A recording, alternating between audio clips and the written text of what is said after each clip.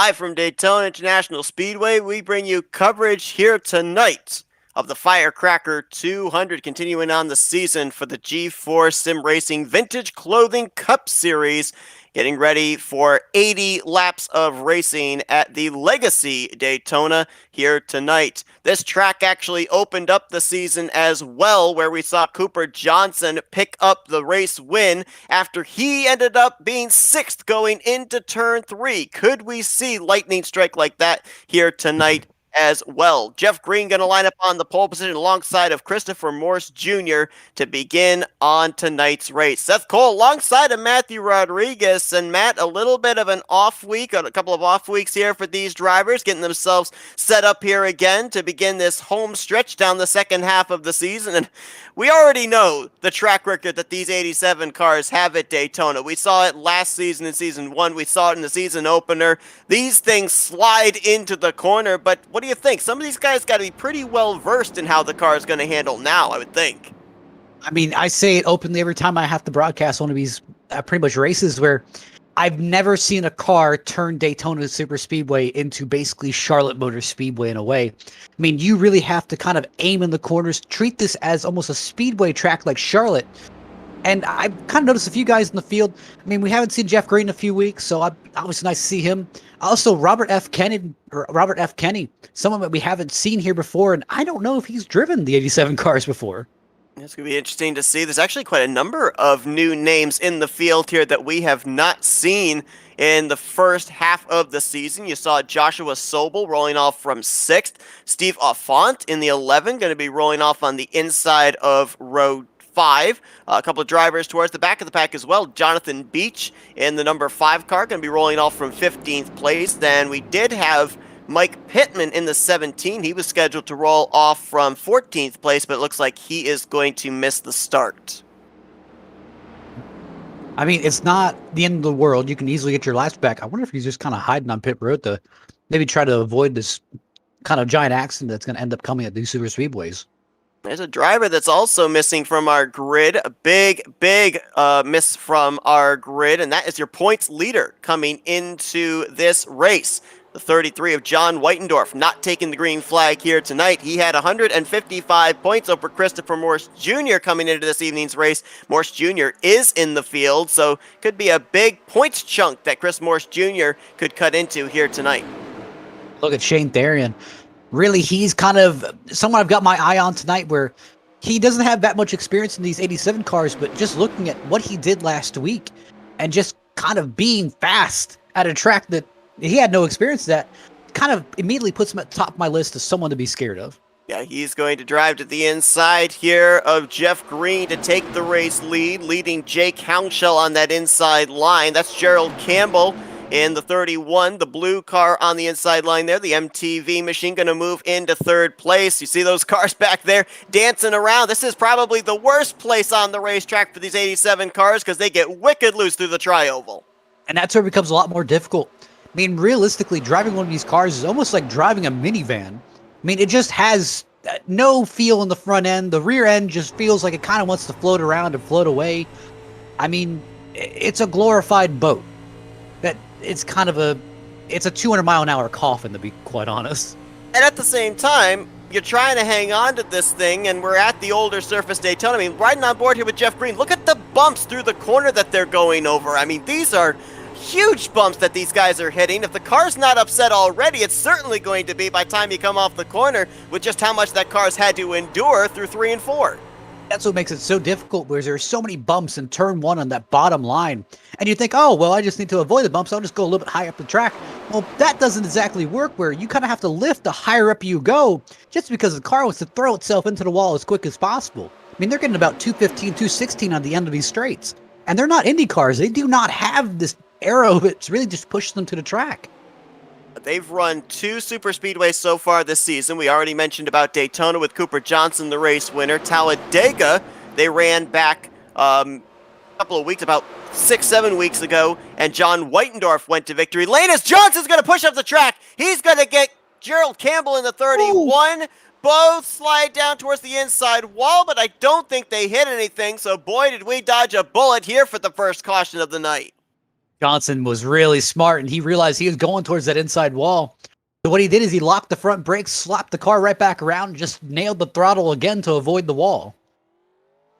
Campbell was pointed down towards the inside wall. He was able to jump on the brakes quickly enough. No contact with the wall on the top or the bottom of the racetrack for either one of these drivers. And that's huge because I think neither one of these guys are going to have to utilize the one faster pair that's been issued to these drivers for this 80-lapper. So I'm kind of looking at the instant here, and it's not as clear-cut as it once was, where it kind of looked like Campbell was kind of going up the track, looked like he was going to make a pass on Shane in the 38, but it's almost like he kind of lost grip and stopped, and he started kind of coming down the racetrack a little bit more. Now, that doesn't exactly excuse Cooper Johnson, where he kind of lost a little bit of grip, at least looks like an inside lineup, really pushed him up the hill, but obviously they kind of met in the middle, but amazing driving out of both and everyone around them to kind of not hit them. No damage. It's kind of funny because you talked about, before we even went green, how this type of car at this type of track, it's almost like watching the race at Charlotte. That's a classic thing that we talk about at Charlotte. One car comes down, one car goes up, one and the same piece of real estate. That's the thing. Not enough room here, which is shocking to say. How about Hank Steinmiller there? Getting on the brakes, avoiding both the 14 and 31 spinning down across his nose.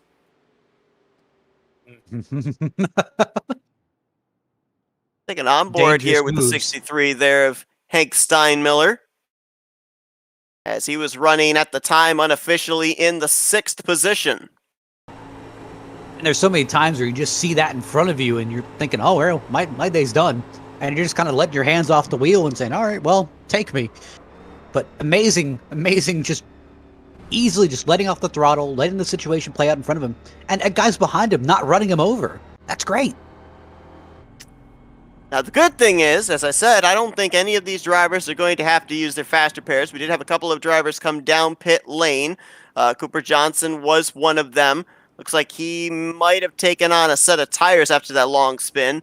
We've also got James Goshen. He came down. I don't know if maybe he was getting some damage repair. I saw a couple of drivers actually slide up and get the wall, so Goshen might have gotten some right side damage and was getting that repaired. Also, Hank Steinmiller and Jason Hounshow came down to top off the fuel tank. So the good news is that all the drivers involved, they've been able to continue on, didn't have to use their faster pair. The bad news is usually you only get one dodge a bullet scenario at a super speedway. After that, you got your big ones and your hard hits. So we've already used up our mulligan caution, if you will, here only 5 laps in.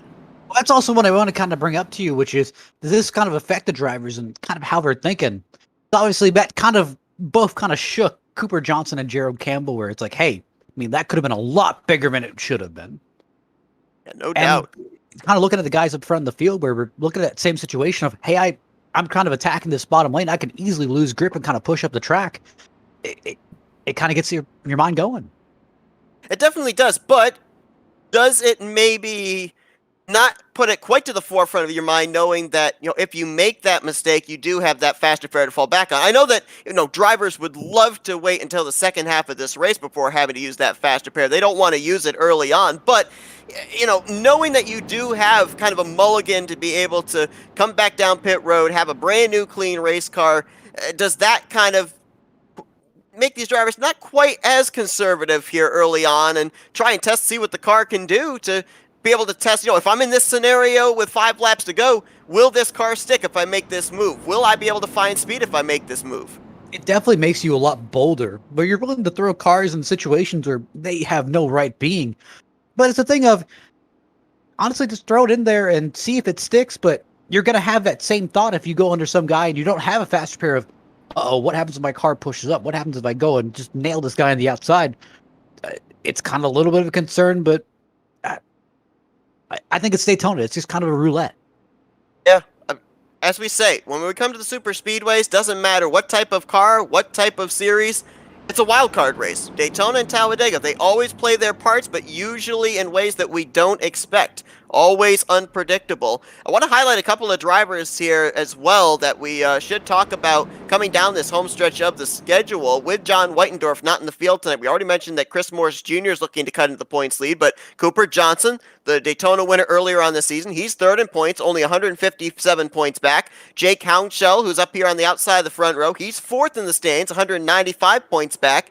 And Hank Steinmiller, who we saw make that great avoidance of the two spinning machines, he's fifth in points, 198 points back. And people are probably thinking, well, nearly 200 points back. They're obviously out of it. There's still a lot of races to go, and they go off of the old point system. So a lot of points can be gained here tonight if a lot of drivers that you're battling have bad performances and you sneak out of top 5. That's the thing where you have to kind of prioritize what you're racing for. If you're really racing for this win, you've got to start looking at your options of, hey, do I want to be in the front of the field where I know a lot of these guys are really going to be pushing to try and lead a lap? Or do I want to be in the back of the field and try to avoid these accidents as they happen? Almost like I'm seeing Jonathan Beach do, James Goshen, Hank Steinmiller, those kind of guys. Boy, so that's going to be the big divide. Oh. Yeah, that's the 57, I believe, that's getting out of shape there of Joshua Sobel. No, correction, that was actually the 11 of Steve Alfont, who was out of shape there out of 3 and 4, and he was almost on the top side of a 3-wide situation going into turn 3, so here's the problem, too. And we talked about this back at Talladega. We talked about this at Daytona. These cars start out loose. The big reason is because that spoiler on the back is so low, no air is able to get to it to create the downforce necessary for them to be planted going into the corner. Dallas Myhan there going down almost to the grass in the infield, the back straightaways. We're 3 wide up at the front with Shane Tyrion going to the race lead, but the loose condition, it's only going to get worse. These drivers out here on a slick racetrack, those rear tires are going to heat up, and that rear grip that they've got right now, it's going to get worse and worse as this run progresses. But you also have to remember, the more you're really sliding that car, the hotter that right rear is going to get, and the more it's going to get worn down. And these are bias ply tires, and they wear out so much more quicker than the regular radial tires that we use today. So really, as much as you're abusing that right rear, you've got to remember, you've got to save that tire just a little bit. You've got to have a little bit of grip when you're coming out of that corner. You saw it right there. Track temp and the outside ambient temp, nowhere close. Nice and 70s. Here's Junior trying to save it. He did. My hand on the apron. He saves it as well. How? That's all I have to ask. How did they keep that thing going? Drivers. Gracious. But realistically, it looks like it happened. It looks like kind of Morse came down a little bit. Tyrion was really hanging on that apron as he should have. Tyrion just kind of pushed up, tagged the back of Morse, and Morse just kind of drifted through that entire corner. Now, as all that was going on, I also noticed some smoke further back. I believe James Goshen went up and pounded the outside wall through 3 and 4, and as you can see, he has dropped a long ways back. That has also split up the field quite a bit. Jake Hounshell waves goodbye, 1.4 seconds ahead of Shane Tyrion. Morse Jr., after that recovery, still holds third place over the pole sitter Jeff Green. You may be looking at Jake Hounshell and you think, oh, well, he's kind of in a really bad situation right now. But no, realistically, these cars have no restrictor plates. There's nothing keeping Jake Hounshell from really just driving away. The only thing that's really aiding Tyrion and Morse are the fact that they are nose to tail, or at least kind of nose to tail, and they have the draft to share of each other. That's really going to help at least those two, and really Jeff Green kind of in tow, catch that 02 car. More problems for Dallas Myhan in the 41. I don't know if he lost it off of turn 4 or not, but we saw him down in the infield grass on the front straightaway, dropping him all the way back to the 14th position. He has gotten back onto the racing surface, does continue on, and as you mentioned, here comes second on back to the back bumper quickly of Jake Hounshell for the race lead. I'll give you a little bit more update on Dallas Myhan. Actually, it happened when he was exiting 4, just kind of slid the right rear just a little bit too much. Almost flipped off the wall, saved it, and just ended up driving through the infield, not to hit any other cars.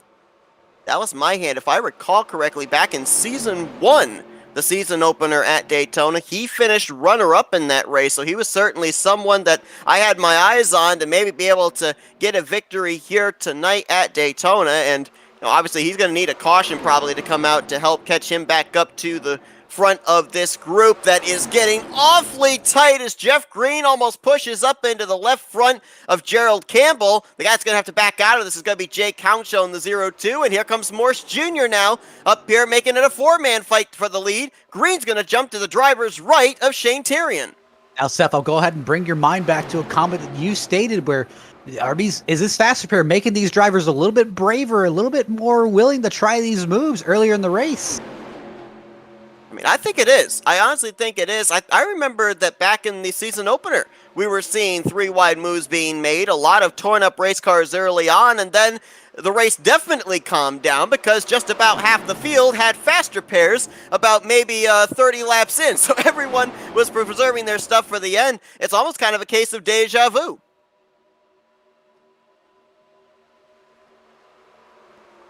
Couple of drivers here. How about the Steve Affont, number 11, and the Joshua Sobel, 57. I mean, we mentioned that there's a couple of drivers here tonight. I believe 3 in total that are making their debuts. Also, the 34 of Robert Kenny back there in 11th place. And these two right now holding down 6th and 7th. You know, there's no saying that at a super speedway that a driver might not be able to get their first win of their career in their first ever start. Absolutely, and I actually just looked at the driver's suit on the 11 behind the wall media Chevy, and it is definitely unique. Right now, Affont and Sobel content to ride behind the top 5, who are continuing to mix it up. Gerald Campbell, who got spun around off of turn 4, bringing out our first caution of the day. No fear. He's gone back up to the front of the field. Gerald Campbell was a multi-time winner last season. So far this year, he's only found victory lane once. That was back at North Wilkesboro. There's kind of that thing where, obviously, in a kind of a league that prioritizes the 87 car and how difficult these cars are to drive, you're kind of going to take your wins wherever you can. But obviously, going from a Rockingham victory to a Daytona victory is two sides of very different coins. You see here, the 38 Ooh, and the 0. 57! And he's heading the wrong way towards that inside wall, and he's going to hit it really hard with the left front. Spins into the entrance of pit road, and there is no caution to save him as that was off the racing surface. Yeah, the engine's blown in that car, so he will have to use his fast repair if he has not already. He has not, so he does have his fast repair to fall back on. But again, as mentioned, you know, the ideal situation is to at least get to halfway and not have used your fast repair. We're not even a quarter of the way in. Lap 16 about to be completed, and already Joshua Sobel, after that contact between himself and Steve Affont, he's going to be behind the 8-ball here, having to preserve his race car for the end. And is that Jonathan Beach? Yeah. Beach actually smoking. Beach looks like he actually lost it on the exit of turn 3. Kind of all by himself, just kind of lost it on the high lane and ended up overcorrecting, just slamming straight headfirst into the wall. So tough break for 5. Yeah, and the big problem for him is, as opposed to the spin that Joshua Sobel had, Sobel's was off turn 4 and spun down to pit road entry. So he didn't have to go very far to get to his pit stall, and Jonathan Beach had to go quite a long ways with that car badly disabled to get to his pit stall, so he's going to lose a lot more time. He's already lost 1 lap. I'd be surprised if he doesn't fall at least a second, maybe a third lap down, depending on how long this pit stop takes. He fortunately did have a fast repair to fall back on as well here, but it looks like he is actually not taking that fast repair, so that's going to be a very lengthy stay on pit road for the 5. So Seth, let me go ahead and pick your brain here a little bit more. Obviously, we're looking at lap times here. Right now, the leader, that last time around, Jared Campbell ran a 44.446. His best lap was a 43.259. Obviously, the tires are falling off here a little bit. But my question is, when they get new tires, looking at how dark these corners are starting to get from these bi-supply tires, how much grip do you think these drivers are going to have? And is it going to help tire wear or just hurt it even more?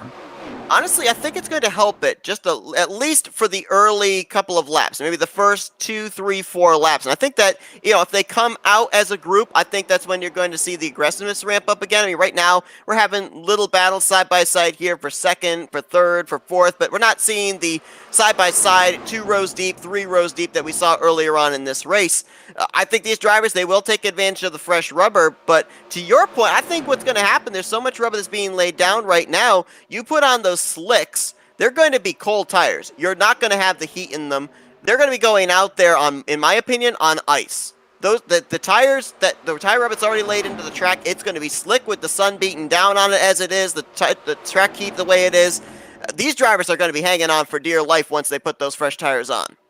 Well, I'm really noticing here, some of these drivers are really kind of slowing down entering these corners. Like, I'm kind of looking at some of these guys, and they're really entering the corners about 216, 217 earlier, and they're kind of slowing down to about 208, 210. That time you have them getting down to almost 195 through the center of the corner. And man, Jeff Green almost lost it out of 2. Yeah, his car has not been to his liking here the longer this run has gone on. He has been out of shape several times, but had the wherewithal and the drivesmanship to be able to keep that thing pointed in the right direction and keep going. He was out in front. He's now faded back to the 6th position, and he was running so low there out of shape, I thought he might be coming for pit road. That's the thing where, really, since these tires are getting a lot more worn, they're having to aim the cars a lot more. But it goes back to that same issue that you're really putting a lot of stress on the right front, but primarily you're putting a lot of heat and a lot of wear on that right rear tire. Just because you're sliding in and out of these corners so much, but that's how these cars really turning. In the second half of last season, Christopher Morse Jr. was actually the points leader, and he continued to grow his points lead as the season went on. Had a very sizable gap heading into the season finale to take the championship. This season, though, he, instead of being the hunted, he has been the hunter, trying to catch John Whitendorf, and if he can pick up a victory here tonight, no doubt he will cut a big chunk into Whitendorf's points lead, and if Whitendorf had been in the field here, that would have been interesting, because as mentioned, he is a former winner at a super speedway this year. As a matter of fact, he was the back-to-back winner at Talladega back in Season 1 and this season in Season 2. Now here's the big thing, as we get later on into this race, I'm not really going to usually count out some of these guys who are further back in the field, as we do with the new Cup car and almost with the kind of the current Xfinity and truck model that we have now, which is really, you can create runs all the way back from the leader. I mean, it's realistic like the old car where as long as you find a little bit of draft here, a little bit of draft there, and kind of open room, you can make something happen on the last lap. See just up ahead of these race leaders, that is the 5 of Jonathan Beach. He's returned back to the racetrack, and he did use his faster pair. He had a rather lengthy stay up pit road. Morse Jr. going to go around off the nose of Campbell. He's going to collect up Beach, and that's also a Font in the 11. Now the caution comes out as we've got more cars torn up ahead. I think that's Campbell in 31. So, let's unpack this. Break out the faster pairs. Yes, let's start to unpack this a little bit. So this really all started with, it looks like Campbell kind of going up the racetrack a little bit to avoid the 5 of Jonathan Beach. It looks like what Campbell was really trying to do was kind of get his nose down there, get a little bit of draft off the 5, just get a kind of better on the bumper of Morse in the 3. But when Campbell came back up, his nose clipped the left rear of Morse, kind of just turned him around. Well, obviously, when Morse started spinning, Campbell went straight into the wall. Morse had contact with the 5. But in the meantime, while Campbell was trying to get off the wall, you had the 0-2 of Jake Hounshell trying to get away from Campbell. Campbell jerked down off the wall, ended up turning himself across the front end of the 0-2. And from there on back, it was just kind of everyone trying to avoid the spinning Chris Morse, but also Jared Campbell. That involved drivers that were running across the line the last time by in 1st, 2nd, and 6th. And maybe a little bit of damage for Shane Tyrion on the right side. I think he may have brushed the wall trying to go around this wreck as well. So we might add the 38 into the group that got some damage from this incident as well. And I said it before, I'll continue to say it until we get to lap 40. These drivers do not want to have to use that faster pair until at least halfway. And for the 3, the 31, they very well might have to already use one. Same for the 11 of Font, and I'm almost wondering if that might be day over for Jonathan Beach. I mean, just an innocent victim in all of that. Had come back onto the track after having to come to pit road to repair earlier damage. Had already utilized his faster pair, and now he's got a lot of damage again on the right front of his machine. I mean, that nails home what we talk about almost week in and week out of just some drivers. I mean, here's the thing. With these cars, it makes it 10 times more difficult, but obviously looking and saying, hey, I've done 30 minutes of practice. I know how to enter my line every lap consistently. But hey, when we kind of go to, hey, I've got someone on my inside, let me get a little bit of draft out of them and go back to my line, I haven't practiced entering like that all day. So it's kind of that thing. Maybe just threw him off his game a little bit. Didn't expect to have to look out for Morse in front of him and just clipped him. Everybody on pit road, and pit stall number 1 is going to pay dividends for the pole sitter Jeff Green. He's going to win the battle off of pit road, first to the commitment line over Jake Hounshell. Steve Offont did use his faster pair, but he will come out in third, with Cooper Johnson and Hank Steinmiller in fourth and fifth. Looks like James Goshen also used his faster pair coming down pit road this time. Couple of drivers not going to use the faster pair, going to try and repair their cars the best they can, include Morse Jr., Gerald Campbell, and Dallas Myhand. Second caution of the day comes out here as we're 25 laps in to our 80-lap event here in the Firecracker 200 for the G4 Sim Racing Vintage 87 Cup Series. We'll be back here in just a moment for the green flag to get back underway at Daytona. As you are continuing to watch coverage here on the Flatout Racing Network, you won't miss a thing here as we're going to go FRN side by side. Welcome, race fans. This is Paul Page, the voice of IndyCars. And today we're excited to present another IndyCar event brought to you by the Dark Horse IndyCar Series. From the Unzers to Mears, Foyt, and Andretti, now it's Corley, Peterson, Davies, Gardner, and Team. You can expect high speeds, incredible wheel-to-wheel action, and intense drama that you could only get in an IndyCar. So sit back and enjoy your favorite drivers from all over the world take the track. Dark Horse IndyCar drivers, start your engine.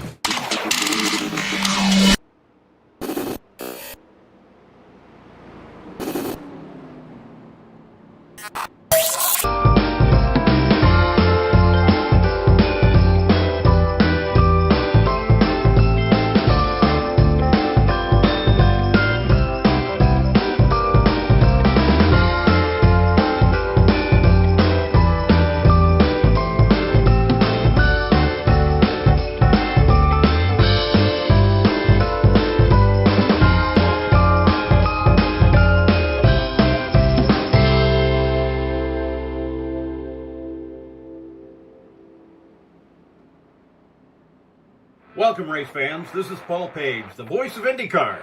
And today we're excited to present another IndyCar event brought to you by the Dark Horse IndyCar Series. From the Unzers to Mears, Foyt, and Andretti, now it's Corley, Peterson, Davies, Gardner, and Team. You can expect high speeds, incredible wheel-to-wheel action.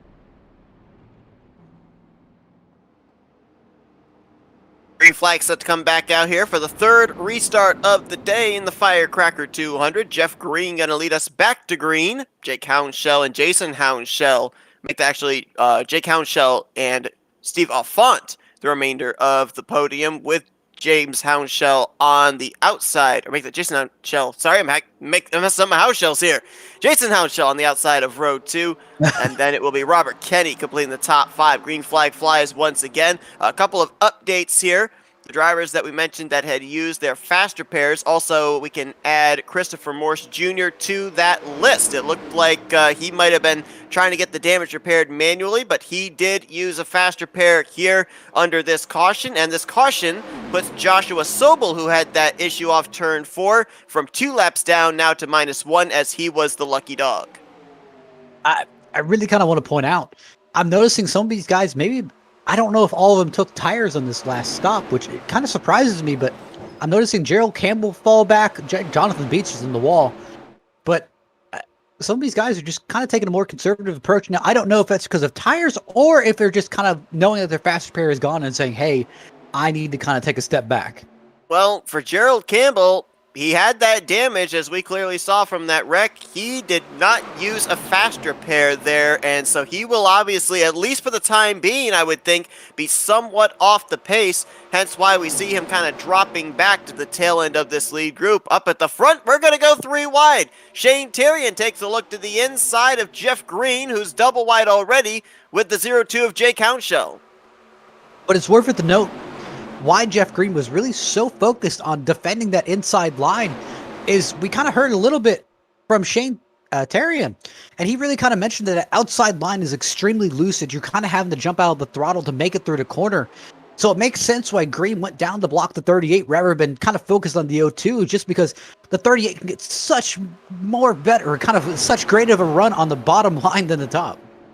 Good to see the 2000 Xfinity Series champion out here once again. It's been a while since we've seen Jeff Green in an 87 car here in this series. And the limited number of starts he made at the beginning of the year, 1 top 5 and 3 top 10s, and certainly was a force to be reckoned with in the season opener at Daytona as well, looking for what would be his first win in this Cup Series. He did have a Bristol win back in the Grand National Series, but he'd love to be able to win here with the slipping and sliding 87 cars, and the track is difficult as Daytona is. You know, for a retired man, he moves pretty fast.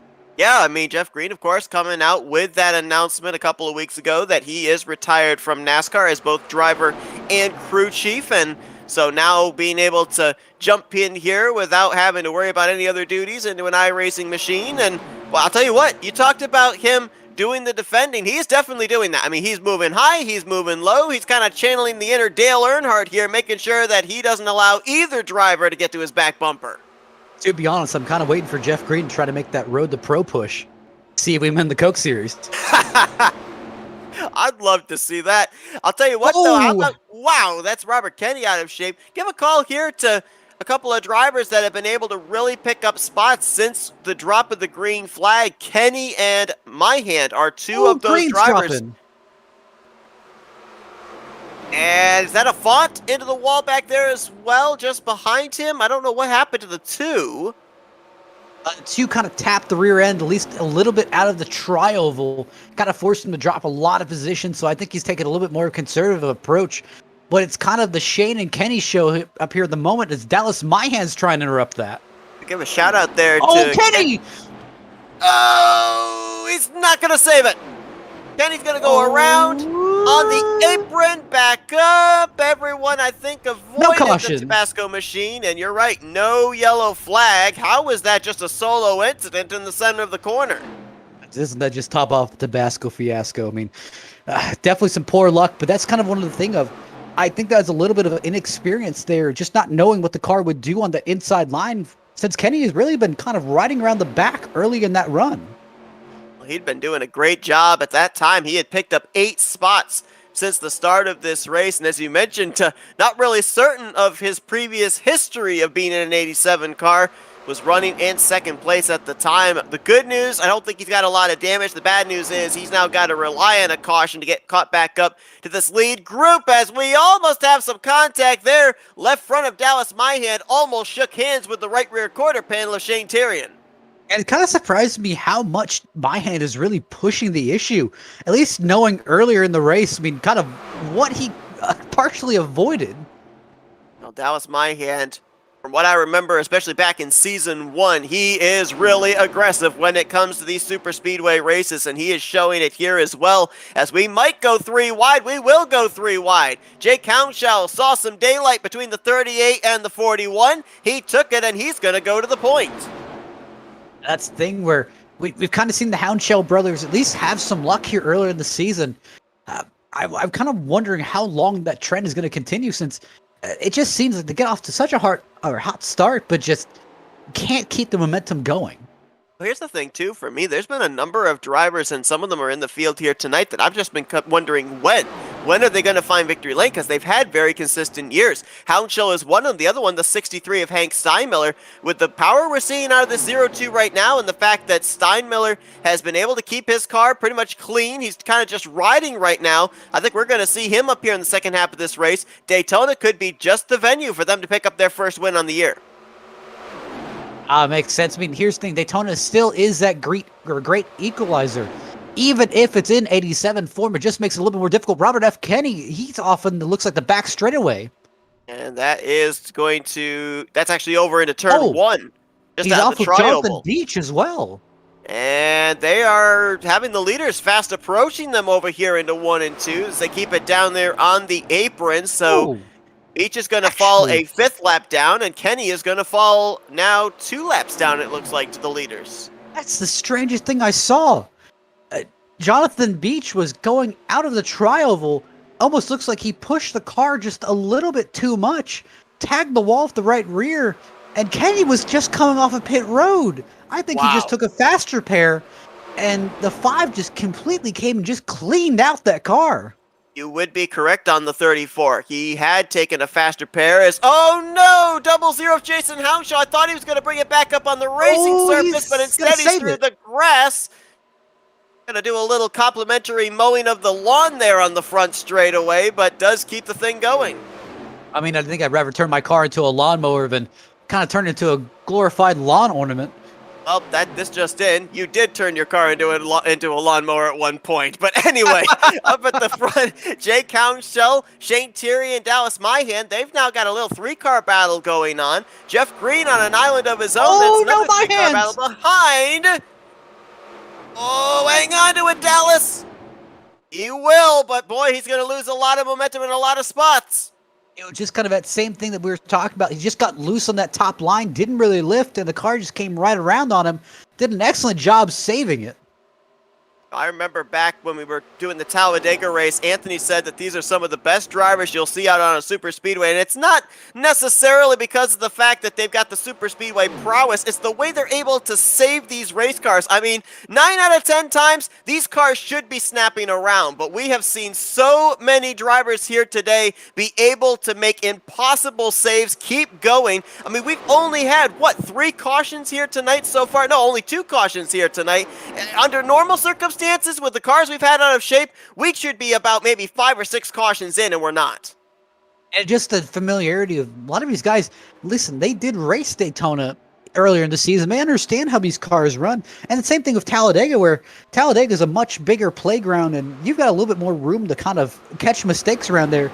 But Daytona doesn't really give you that kind of nice forgiving kind of runoff that Talladega does.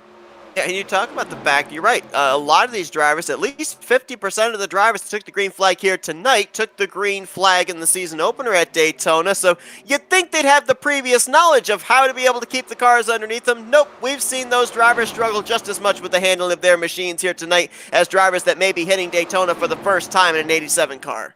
I tell you, I just keep seeing Myhan just kind of drive his way back up through the field. He drops back to the back after something happens with his car, and he just keeps clawing his way back up there.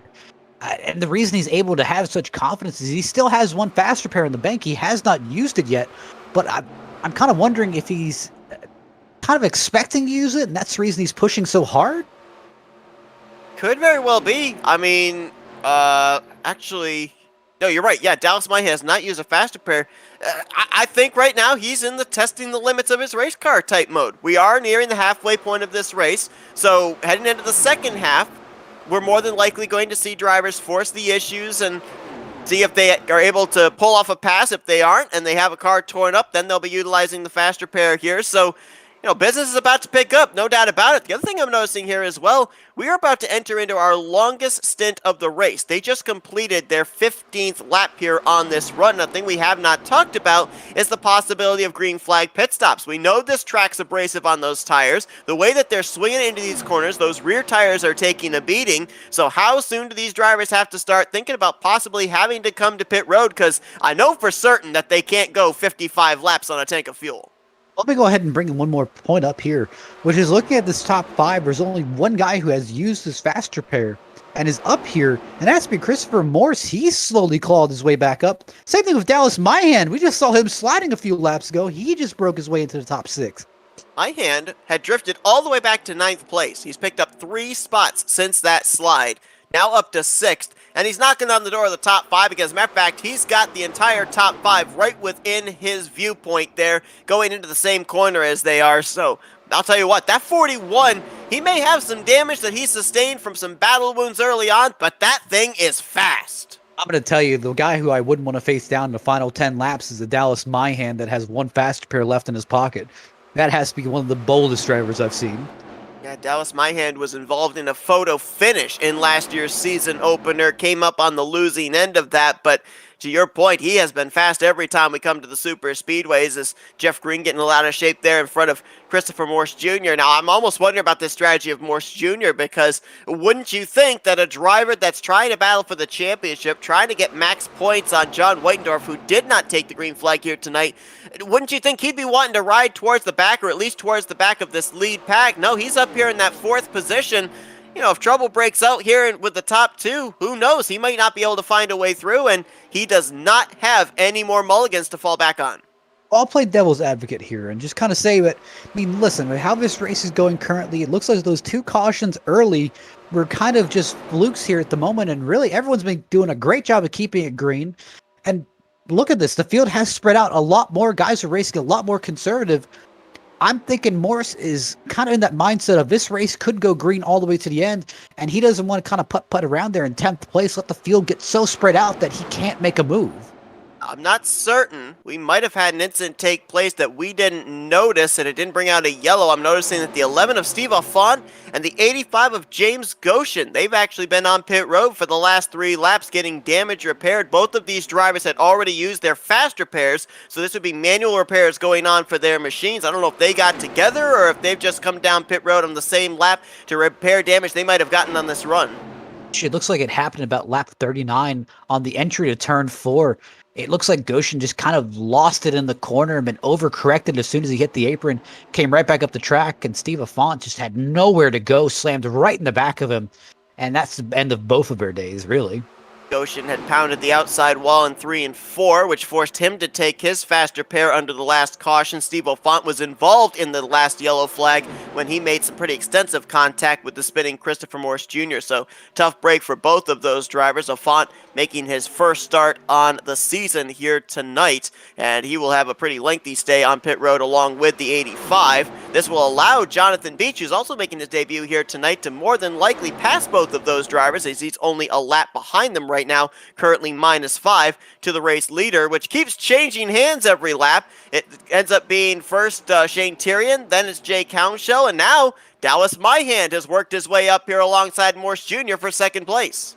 I do have just one observation about Dallas Myhand, just on the inside, is that he just doesn't seem fully comfortable down there. But don't get me wrong, he is extremely fast in that bottom lane. It just, I've noticed this car wants to almost over-rotate on him every time he gets in one of these corners.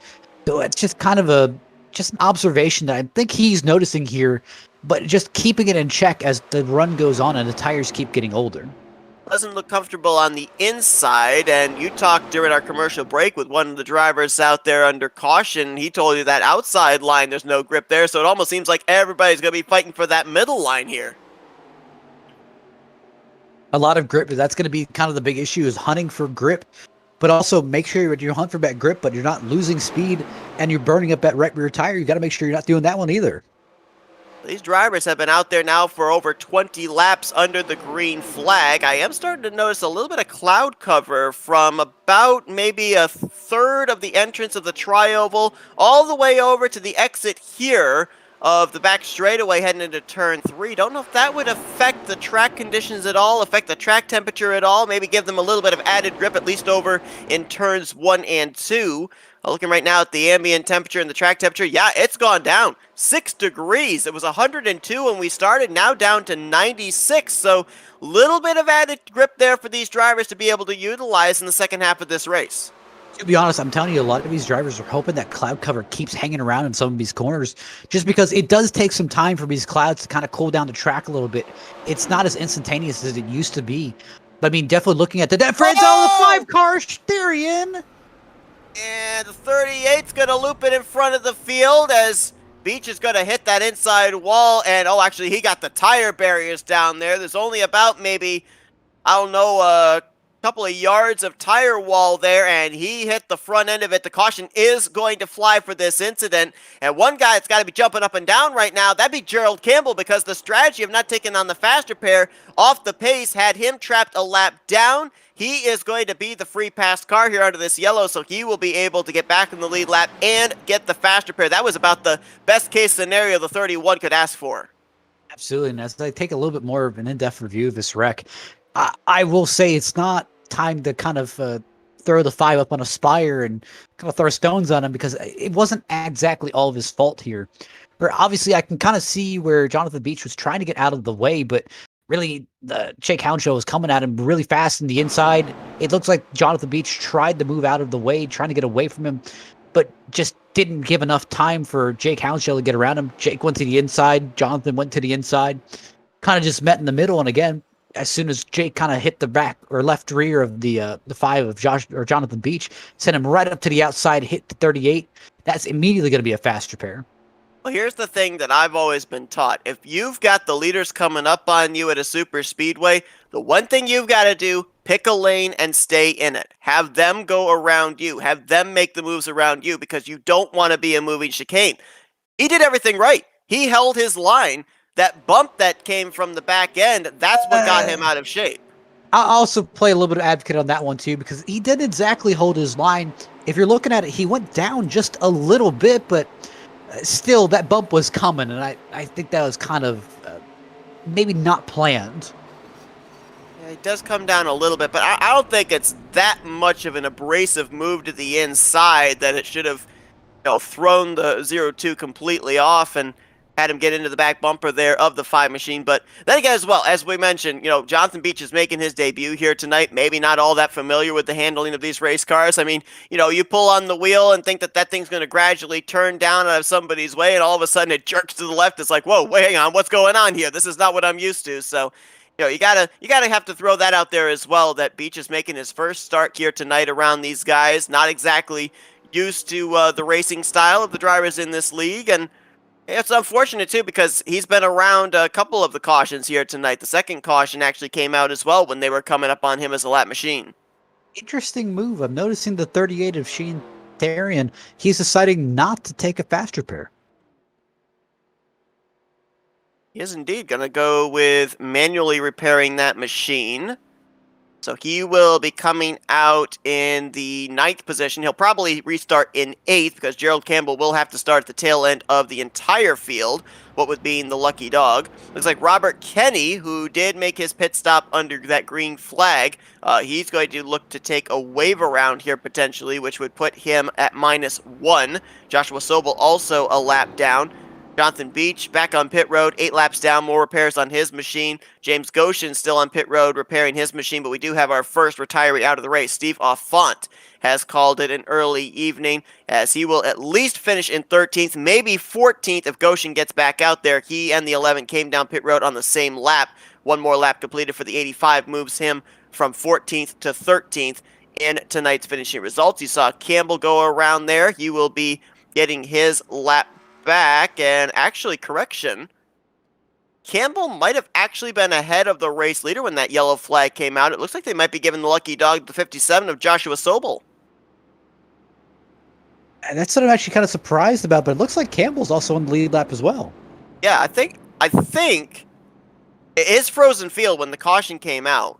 I didn't see the exact moment of where Campbell was when the yellow flag was displayed, but Campbell might have actually been ahead of then race leader Dallas Myhand, and thusly might have actually been scored on the lead lap, which would have put the 57 as the free pass machine. So we'll follow up on that here, but I believe both Campbell and Sobel are going to be on the lead lap, giving us 10 drivers that will be on the same lap as your new race leader, Hank Steinmiller. Now, Steinmiller, if I'm not mistaken, went with only right side tires here on this pit stop, and now he's dropping to the back, so I'm not certain what's going on here.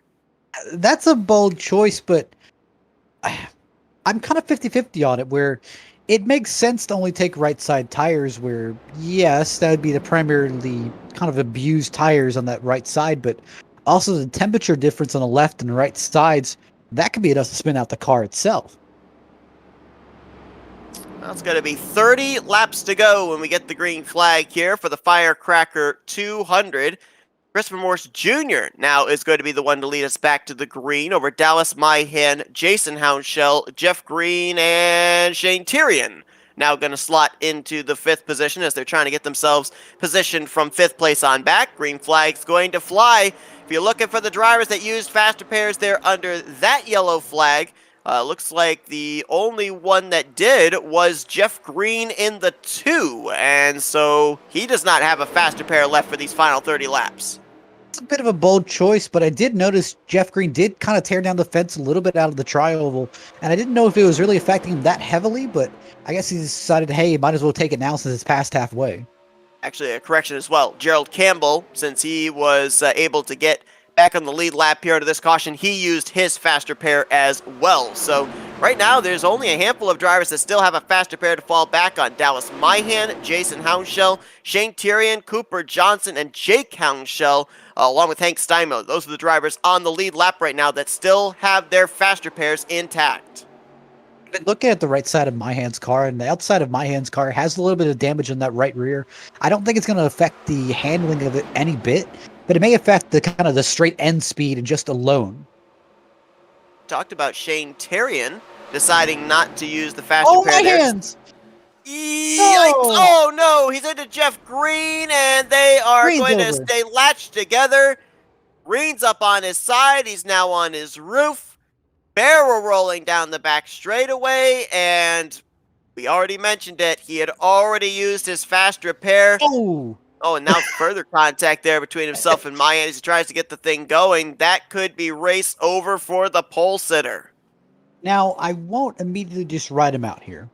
Because, I mean, I did kind of look at Shane Tyrion's car, and I kind of had the thought in my mind of he wouldn't be that fast. I looked at the roof. The roof had a lot of damage on it.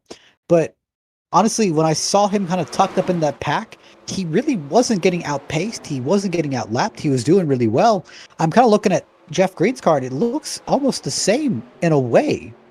Where I think, honestly, as long as he gets as much damage fixed as he can, and the engine isn't damaged, he can hang around in that pack, and that'll kind of help out the aerodynamics area.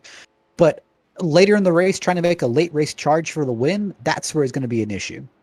The thing I'm worried about, riding on his side didn't look that bad. The contact, even squeezing him up into the wall, didn't look that bad. And even it flipped over onto its roof and back onto its wheels rather lightly. That follow-up barrel roll, though, that's what I'm a little bit worried about. Yeah, and then also the kind of the late front end hit. That's also what I'm kind of a little bit concerned about, because that also can kind of damage the engine a little bit, and that's kind of the area of the car you really don't want touched. Now remember, Jeff Green, as we said, had already used a faster pair. Dallas Myhan, the other driver involved, who we're going to see get out of shape here as we're on board with the 2, he does have a faster pair still in the bank. And oh man, Jeff Green and the 41, it just kind of looked like once those cars got together, it couldn't come apart again. They were latched onto each other. Yeah, it's kind of that thing of he just got so attached, and it's not really by choice. It's just got attached, and the car was just moving at such a speed where you just can't pull away from each other. All right, so this is interesting. Following up the Jeff Green pit stop, he did come to pit road. He only spent about 32.5 seconds on pit road. That's not an awfully long time to have to sit there to repair damage. So, as you said, that could be an indication that car might not be out of this thing just yet. That's the thing where I think he really just needs to find a pack that he's good with and just hang around with them. So Jason Hounshell is going to lead us for the first time today over brother Jake Hounshell. Cooper Johnson right there in third. Boy, Cooper Johnson would love to have the Miracle Magic come back here at Daytona after winning the season opener earlier on this year. And we talked about this quite a bit, Anthony and I have here the past couple of weeks as well. The fact that people are saying would say that it would be a fluke win to make your way through all the carnage from 6th up to 1st. I mean, first of all, you've got to have yourself in the right place at the right time in terms of positioning at a super speedway, and that's what Cooper Johnson was able to do. But it's not been a flash in the pan win. He has followed it up with consistent runs week after week, constantly up there inside the top 5. That's why he's third in the point standings, still mathematically in the hunt for this championship. So, we come to these super speedways, we obviously look at him as a possibility to win because of his previous win at Daytona, but not just because of that, but also because of the consistency he's had this year. Partially just the never say die attitude, where even if something bad happens, you just got to keep at it, and it keeps you in that conversation for a championship. Well, Josh Sobel, who we saw have his early issue, he was indeed the lucky dog under the last caution, and he has now worked his way up to the 5th position, so nice comeback run for him so far. Bear in mind, though, he has already used his faster pair. Jeff Green was down pit road, a little bit of extra TLC to his machine. And, what's going on with the 2? I think he decided to just kind of turn in the towel. I don't think it was I think there may have been too much damage on that car. He's back to his pit stall again, and yep, he did. Oh, that is a tough break there for the pole sitter. Already had just come down, taken on that faster pair, and gets involved in that wreck. You kind of wonder what if, because you mentioned about the fact he had that damage from getting into the wall. That car still seemed to be somewhat up to speed, though, and if he had held on to that faster pair for just a little longer, then it would have been an easy decision here under this yellow flag after that flip on the back straightaway. Come down, get that thing back up to 100%, but it is official. Jeff Green is out of the race, so the pole sitter will not go coast to coast here tonight. Also officially out, Jonathan Beach. He got pushed to the garage area a couple of laps ago, joining Steve Offont. So 11 drivers are currently scored, still running. Right now, 9 of them on the lead lap. Robert Kenny, I believe, was the recipient of the free pass under this yellow flag. Picked up one of his laps back. He is now -2 to the race leaders. James Goshen right now 9 laps down, still out on the racetrack in the 85 machine. Still fighting. Now here's a big question. I still notice that the 38 has that roof damage. I've also kind of looked throughout the field here. There's still a few drivers that have a little bit of damage here. I'm wondering if that's really going to affect them if they try to pull out and make a move for the win. Only 5 drivers in the field still have their fast repairs. 3 of them are starting at the front of the field, with Houndshell, Jason that is, alongside Jake Houndshell, leading us back to the green with 25 laps to go. By the way, just to update under that last yellow flag, Dallas Myhan, the other driver involved in that incident on the back straightaway, he did use his 1 fast repair.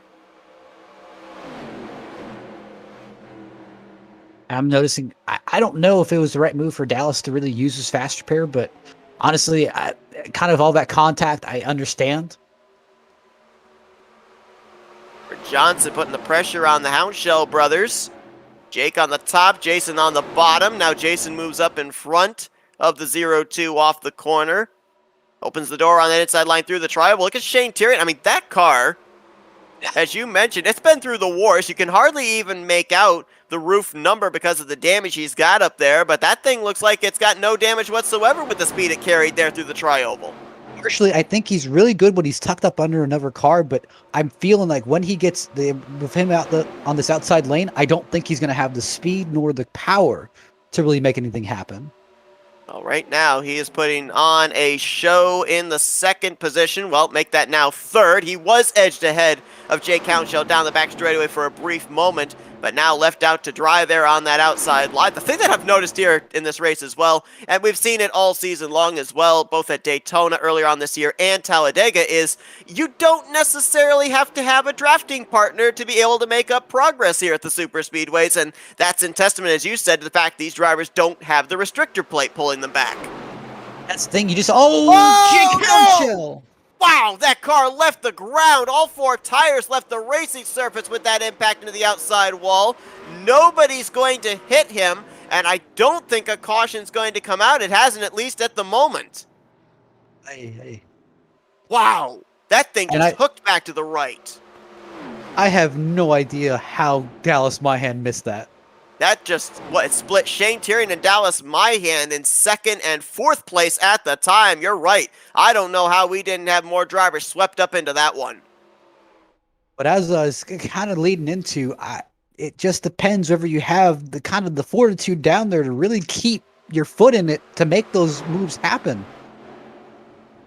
I think we almost were going to have a caution there as the 0-2 was coming to a halt out of turn 2. I think he was hoping the race leaders were going to come around there into his area before he had to teleport to pit road. No such luck. He actually teleported when they were entering into turn 1. He is now on pit road, and that is a hard lick there, not only on the racetrack, but also in the point standings for a driver that came in 4th in points, was trying to cut into that points lead that John Whitendorf had. And a big reason why I think a lot of emphasis is being put on tonight's race here at Daytona to try and cut into Whitendorf's points lead is because next week these drivers head to Watkins Glen, where guess who the defending winner of the race is? Yeah, our road course winner from earlier on this season as well, John Whitendorf. thing. It's just trying to get yourself in a good enough situation where you can really take advantage of it. Well, you wondered about that car getting out into clean air, about Shane Tyrion. Looks like he's still pretty well up to speed, although pretty big run down the back straightaway for Jason Houndshell. And, well, now the field's been whittled down to only one Houndshell in contention, with Jake still on pit road and 2 laps down to the leaders. Oh, almost 3 wide as Tyrion gets the wall. Johnson sticks his nose to the inside through the tri-oval. Bold moves, bold moves. I did notice that Jake Houndshell does still have a faster pair, but right now he's 2 laps down. Yeah, the problem for Jake is that he had to teleport to pit road. So all that time for the teleporting is what he has to wait for before he could use that faster pair. And to your point, already 2, now 3 laps down to leaders. Look at Dallas Myhan. No rules, no limits. He's going to take it 3 wide there. I'm kind of in the partial thing. I don't know if this is exactly going to stick. Oh, no. Well, it stuck until the final couple of feet off of turn 4. And that's the thing where it's kind of one of those old cars where since you're going to turn so hard left, you end up finding yourself going right. That's unfortunately how some of these drivers are finding it, where, listen, they're trying so hard to stay right on that apron and just it ends up just turning around on them. Couple of guys I want you to keep your eye on back there. The 57 of Joshua Sobel, the 3 of Christopher Morse Jr., and the 31 of Gerald Campbell. Actually, Campbell, I don't know what's happened to him. He actually faded back quite a bit there. He was a couple of laps ago actually up here at the tail end of this lead group. He has since lost that draft. But keeping up with that then, at least the 57 and the 3, they're at the very tail end of this lead group. They've already used their faster pair, so I think they're in self-preservation mode, but watch for those 2 to try and make a charge as we start ticking these laps away closer to that checkered flag. And that's where kind of it heats up a little bit, where a lot of these guys up here, they still have 1 faster pair in the bank. Johnson, Steinmiller, and Houndshell all still have 1. It looks like my hand ends up getting a little bit of the wall, and that's what I was about to get to. My hand actually doesn't have a faster pair. The top 4 right now have faster pairs. Everyone else does not. So we're all kind of racing conservatively back past the top 4. Now, the one thing that we have not seen in this race is a green flag pit stop as Cooper Johnson loses it from the lead, collects up, I believe that was the 63 of Steinmiller, and now my hand gets clipped. Ay. Wow. That was teammates right there that got together with the contact between the 41 and the 63. My hand clipped last minute. I don't see any big damage on the 41 as opposed to the 14, but there obviously still is a little bit of damage there just because it was an impact. Well, Cooper Johnson, he's got a faster pair still to fall back on, as does Hank Steinmiller. You can see the front end damage on the 63 machine, who right now is being scored the race leader. I mean, we're getting down to just what, maybe 3 drivers that are going to have a faster pair left here as we're closing in on 15 laps to go. It realistically looks like kind of going into turn 3, Cooper Johnson his car just started to rotate on him, and just Hank had more grip at the end of the day and ended up just kind of running him over, just not expecting him to keep sliding. But yeah, 3 drivers currently with a faster pair. I would not be shocked to see the 38 take 1. Currently, Steinmiller and Houndshell, I don't believe, need 1. Robert Kenny in the 34 saw that late impact between the 14 and the 41 just in front of him.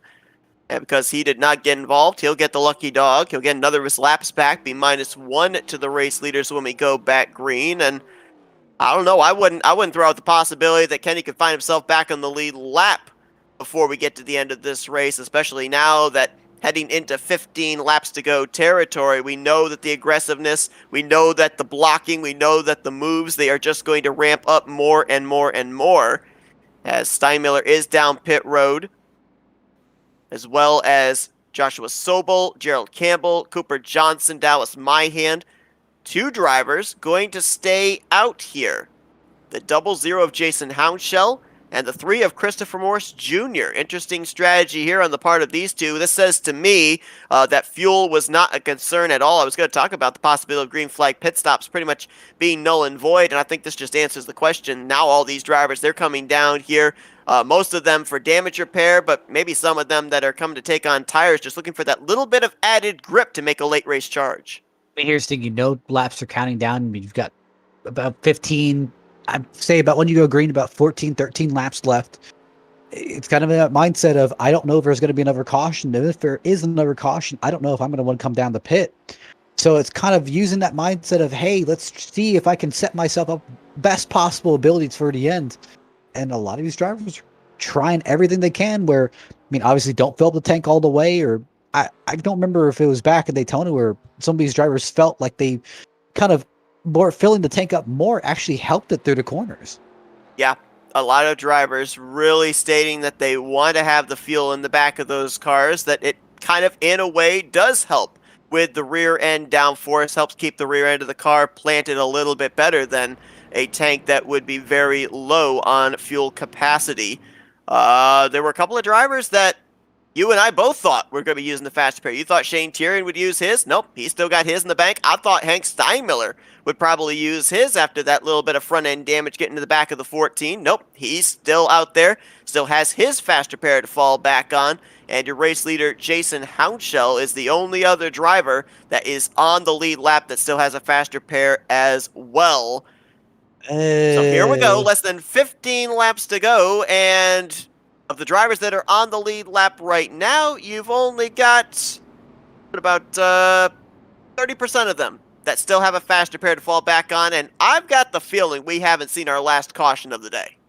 I understand not using the fast repair, but I'm kind of on that side of, I don't know if it was the right move skipping a fast repair. Only time's going to tell.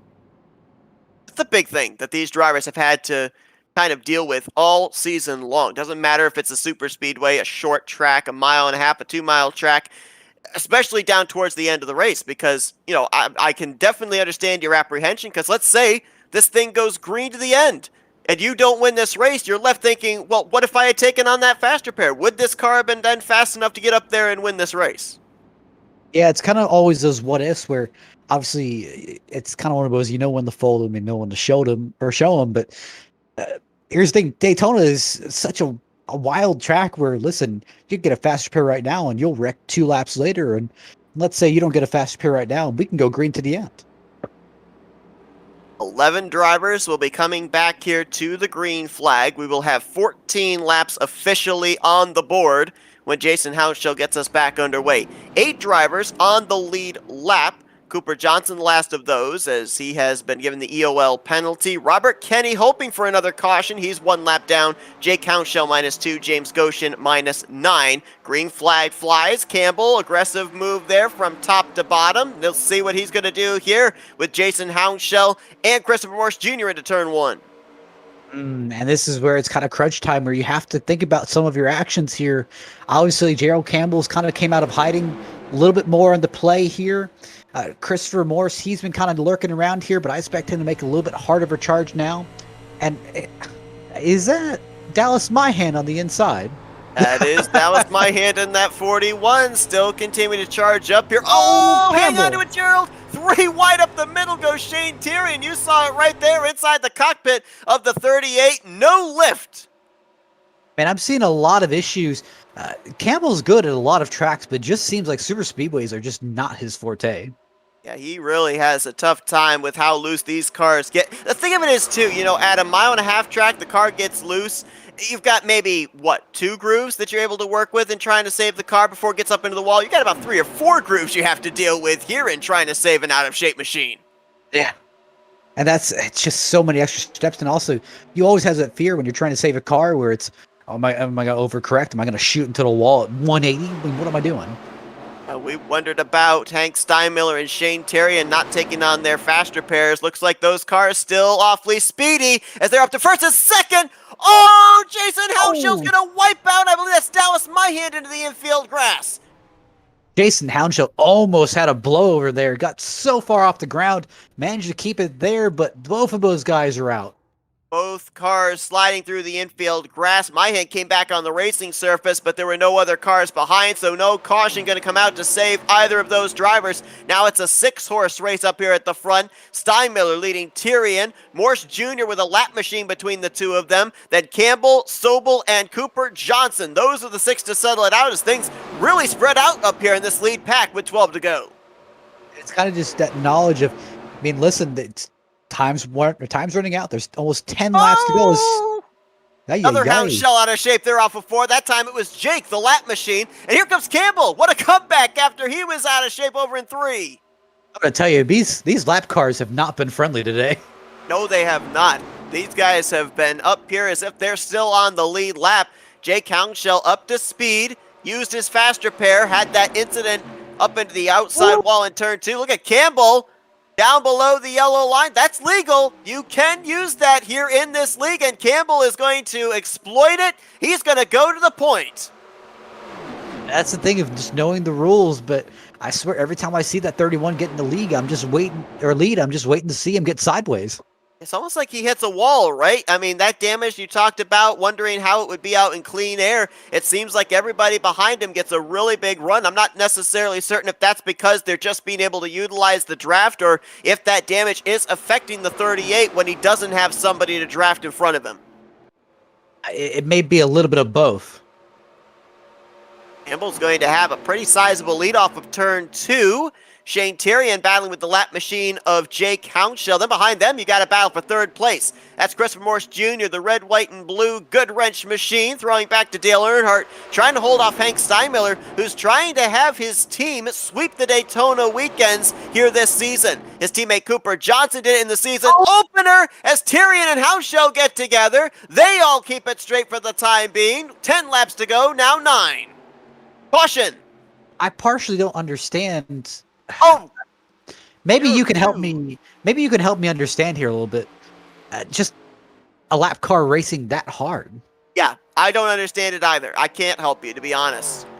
I don't understand it. I've seen it happen in other leagues as well, and I've called out the drivers for doing it because, to me, I understand that they want racing. Yeah, I understand. They want to have someone to race with, but Jake Houndshell's 2 laps down.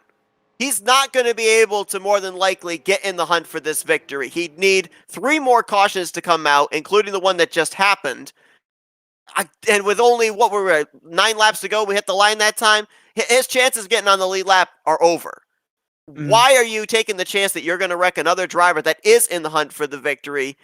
You should pretty much, driver etiquette should say you should just bow out graciously, let these guys race amongst themselves, but that's when it goes Jake back to the kind of paying the price for it, though. He was the reason for this caution as he rode the wall there in the tri-oval. See, that's when it goes back to the rules where it's up to the drivers behind to successfully and safely pass the car in front. So, I mean, I kind of understand trying to fight and get yourself back on the lead lap. It's a double-sided coin. The thing is, it's race how you want to be raced. If you're going to race drivers that are battling for a win here at Daytona, you've got to be prepared that further on down the line, if you're in the hunt to battle somebody for a win at another track, that driver might remember that and might race you as a lap machine, maybe take a win away from you. Yeah, that's the thing. It's race car drivers have the memory of elephants. They just never forget. They do not. Absolutely not. Well, looking to see if anybody came down pit road here of our lead drivers. Doesn't look like any of them did. Those drivers, again, that had not taken on faster pairs, Shane Tyrion, Hank Steinmiller, and Jason Houndshell. And are any of them going to duck onto pit road? Nope, they're going to just keep their track position and stick with what they've got. Oh, correction. Nope, they faked me out. Tyrion, Morse, Steinmiller, and it looked like also Dallas Myhan back there. They're all going to hit pit lane. Robert Kenny. Talked about not counting him out. I thought we might get a couple more cautions before the end. He will be back on the lead lap. This is a guy that about 20 laps ago, he was 3 laps down. I think Kenny's kind of subscribing to that old theory of, I mean, remember, our Daytona 500 winner was a car that wasn't even remotely in the main battle and just ended up riding by and missing the main incident.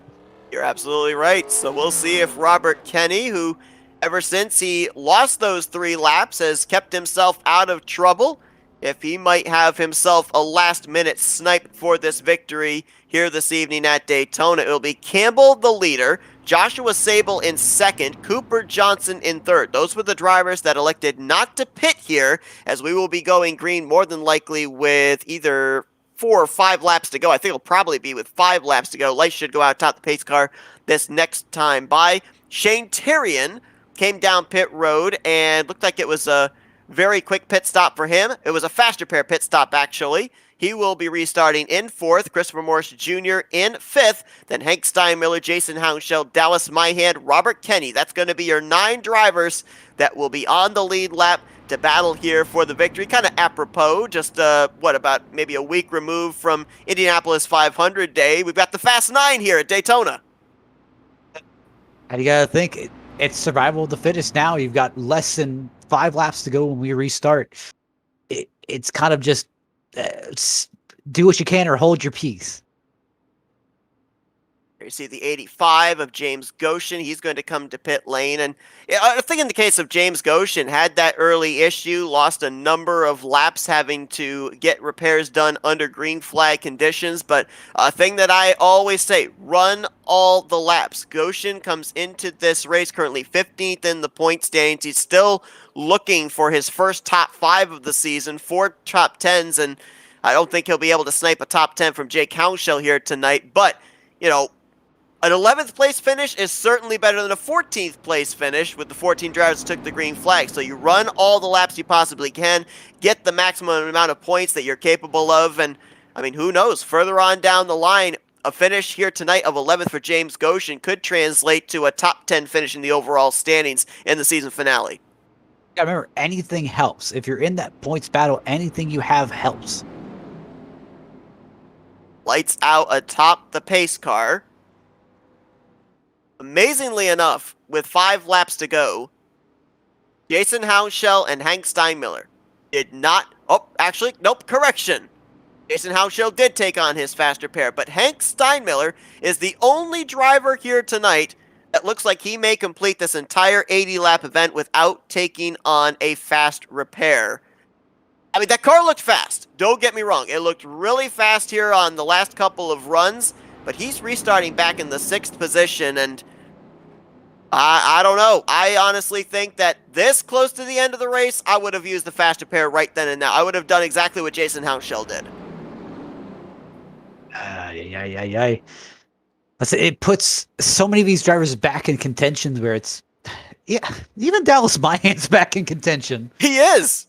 I mean, none of these guys, if what we saw in the season opener at Daytona taught us anything, do not count any of these drivers if they're on the lead lap right now. Campbell gets us back under the green. Joshua Sobel not quite up through the gears as quickly. Shane Terrian trying to push him. That actually helped propel the 57, who's going to take a look to the outside of Campbell going into turn 1. This is either going to end beautifully or in one giant pileup is going to be whoever can get to line first. And the thing is, we've seen a lot of our wrecks here tonight, our spins take place at the front of the field. So keep an eye on every single one of these drivers, no matter where they are running. Sobel going to move up to the top side, and that's going to open the door up the middle for Shane Terrian, as Cooper Johnson's going to push Gerald Campbell into turn 3. And it looks like we've almost seen the revenge of that high line, just that 57 having the same issue where he just had no grip.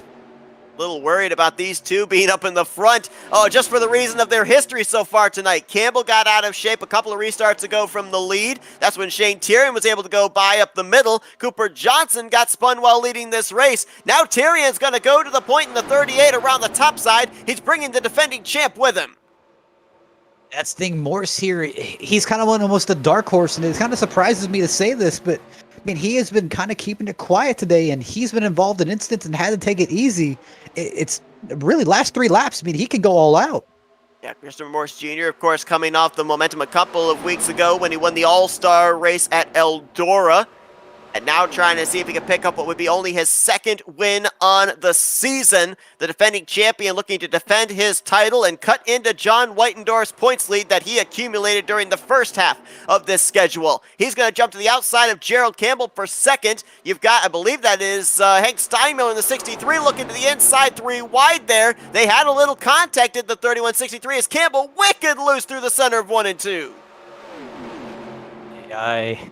And you just kind of feel the pressure coming down. I mean, like I said, it's last few laps. Every guy is trying to get up there to at least give himself a shot.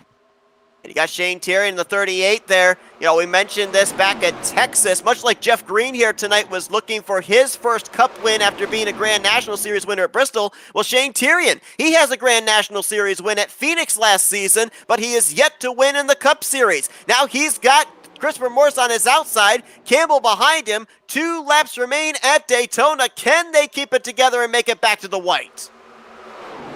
I don't know. Oh, man, Darian gets so loose in the entry of the corner, but look at Campbell in that run on the outside.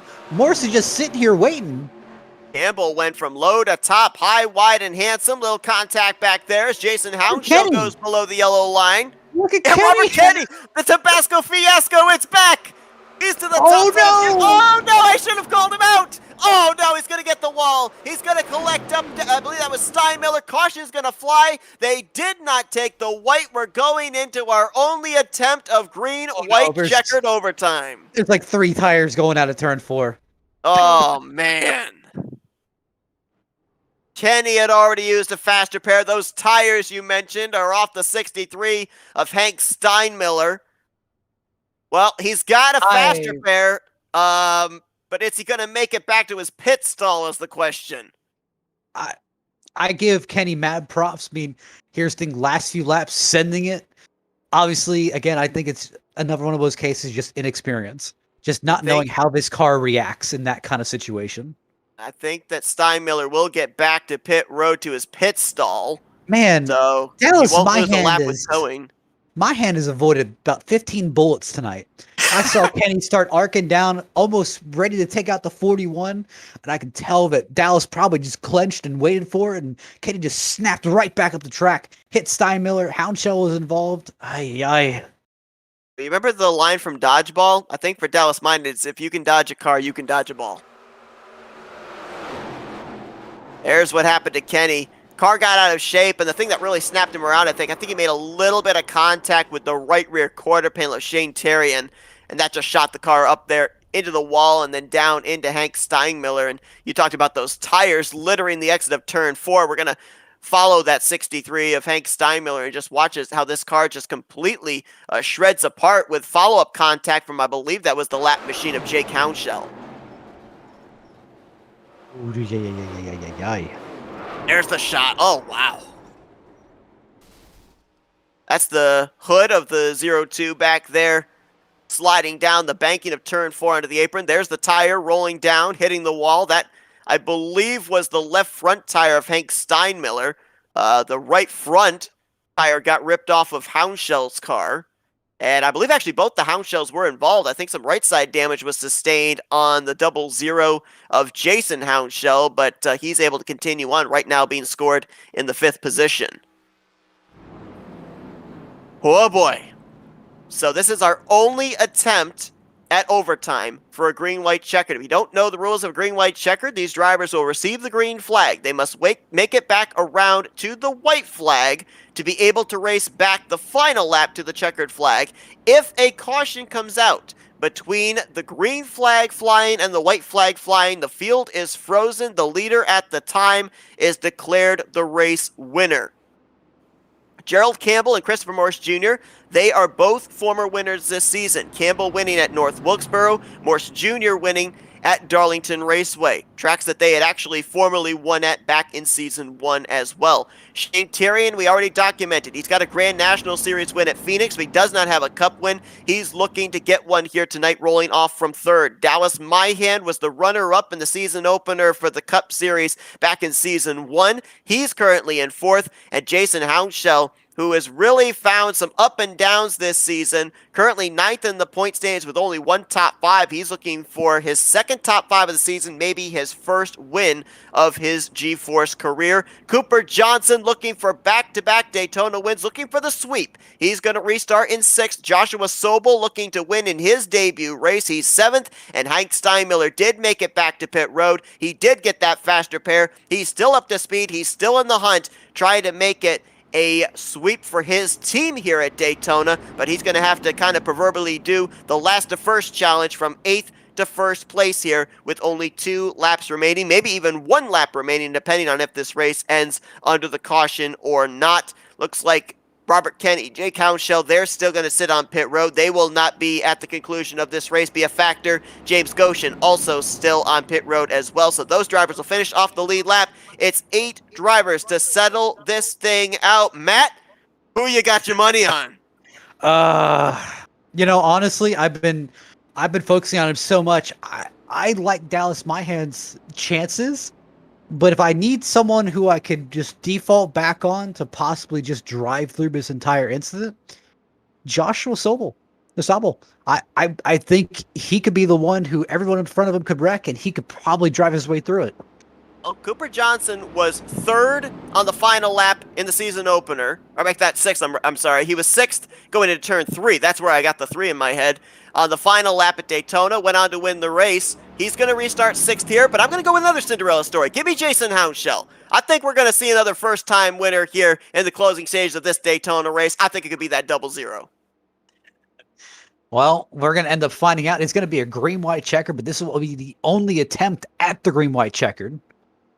Gerald Campbell going to lead them to the green. Morse Jr. to his outside. Shane Terrian on the bottom going to pull right up to the bumper of the 31. We'll see if this push is going to help going into the first corner. We know Campbell's awfully loose. That might get him even looser. Terrian backs off a little bit here on the entry, but let's see if Gerald Campbell's going to be able to block both lanes down the back straightaway. I think he can block both lanes, but the question is it smart at the moment? And remember that yellow line is not out of bounds. That's what Campbell's going to defend. Terrian says, thank you very much. That middle line is open. He's going to go to the outside. I don't think that worked at all. No, it did not. Hank Steinmiller from 8th. He's up to 2nd place all of a sudden. He's going to challenge Campbell for the runner-up spot, as it's going to be Terrian to the point. Campbell battling with Steinmiller for 2nd. They got to settle it out to see who's going to try and challenge this 38 for the win, because the white flag is in the air. Myhan got a little bit of the wall in turn 3 and 4, but he's still going straight. Campbell trying to push the 63 up the track. I think he's going to clear for the 2nd spot here out of 2. It's now Terrian and Campbell. We know Campbell's going to be willing to go down as low as he has Steinmiller will. And Steinmiller goes down. Terrian goes to block. Campbell jumps to the top. 3 wide going into turn 3. Who's in 4th? They're 3 wide for that spot as well. Oh, looks like Campbell might lose it a little bit. Wreck in the back. Jason Hounshell, Christopher Morse, and the 57 of Joshua Sobel. Steinmiller's got the lead. Terrian tries to get the run through the tri-oval. Hank Steinmiller might get his first win this season. He does! Boy, Shane Terrian gave it a heck of a drive there, coming to the start-finish line. But Hank Steinmiller gets his first win on the season. His team will sweep the Daytona races. And Steinmiller, who came into this race 5th in points, don't look now, he might be making a late-season charge for that championship. You can't fault Shane for the lack of effort, but, I mean, look at Campbell. Campbell really sent it, and it was kind of too little too late, but, man, he just tried to get past the 38 right before the line. What a battle there at the end. I was going to give the win to Steinmiller because I thought that Shane Terrian was too far back, but he had that thing drifting almost into the grass and only came up about half a car length short. I just think all that started just because of a Tabasco bottle. Oh, man, and every single driver here tonight had to use the faster pair as well. That might be a first. Hank Steinmiller was the last one to use one. That car was shredded over in turn 4 about 5 laps ago, and it crosses the line to do burnouts here tonight for his first win of the season. The official gap at the line, 57 1,000ths of a second over Shane Terrian. Wow. I mean, it was nerve-wracking enough up here in the booth. I gotta wonder just how white were the knuckles of every driver out there on that green-white checkered. I just can't wait for these interviews. I bet there's going to be some choice words in all of them. Oh, absolutely. But, I mean, man, when you've got these guys out here with no restrictor plates and no out-of-bounds rules, I mean, we saw Campbell on the 2-to-go lap. He blocked all the way down below the yellow line. Terrian did the same on the white flag lap. They knew someone was going to try it.